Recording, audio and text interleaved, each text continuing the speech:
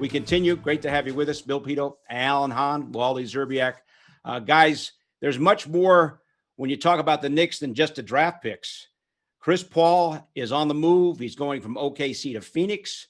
Alan, might the Knicks here under Leon Rose be in the market for a big-time name?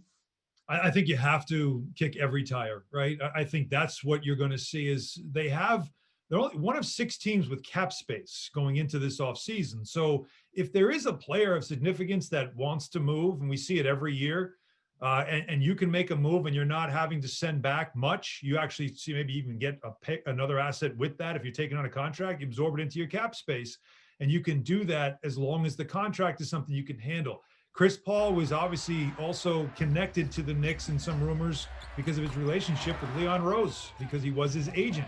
So there was some thought that maybe the Knicks would be involved, but Chris Paul wanted to be back. His home is in LA, his family's still in LA. Neither LA team could work out a deal for him. Phoenix, obviously the next best thing, is pretty close to LA. So that's why the Thunder make that move, and the Thunder now keep collecting first. I think they have like 10 now over the next couple of years. It's insane how many draft picks they have been able to pick up during this time. But if you're the Knicks, like I said, I do think there will be some options out there. There are names we've seen out there that could be available. Victor Oladipo's name has been out there as somebody that might want to move on from Indiana with 1 year and $21 million left on his deal. He has then since said, no, I want to stay here in Indiana, but we know how that goes. So we'll see if he ends up on the move. The other name, of course, that has made a lot of headlines of late, Russell Westbrook, and whether or not he's happy with the connection he has with James Harden. Does it work there in Houston? They've made moves there in Houston. The Rockets want to keep that together. Now, if Russell Westbrook is dealt, you're not just taking on a player who's 32 years old now. You're also taking on a 3-year contract, what's left on his deal, 3 years and $143 million. That third year, Wally, he'll be 35 years old, and it's $47 million cap hit. So while this guy is still one of the top players in the league, an intense talent, I think the hang up for any team would be, do you want to take on that contract in year 3?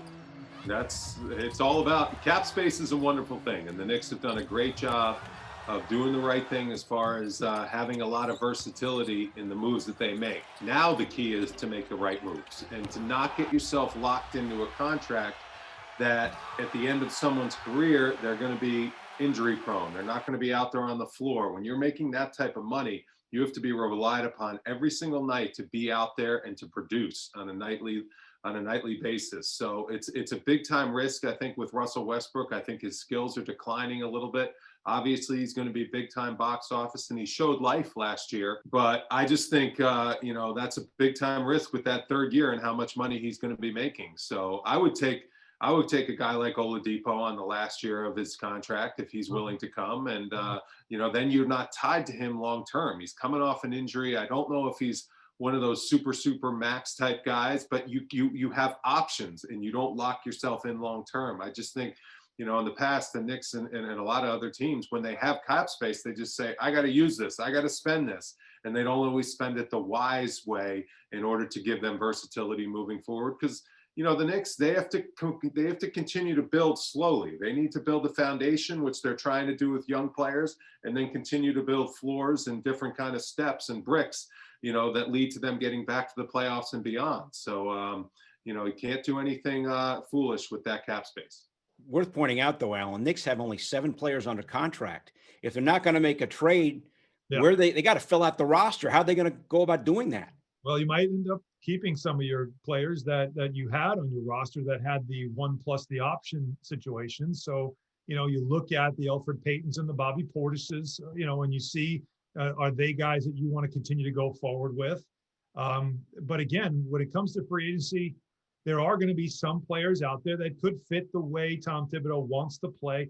I get the idea of building through the draft and developing players. The Knicks made that a priority by bringing in 2 high-level development coaches.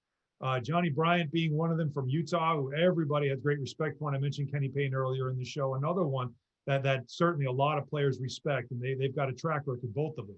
So building and developing young players is one thing, but you got to give them cover. You got to find some veterans that can fill in the blanks for them, that can teach them, that can be that example, and also help you be competitive. That part is important too.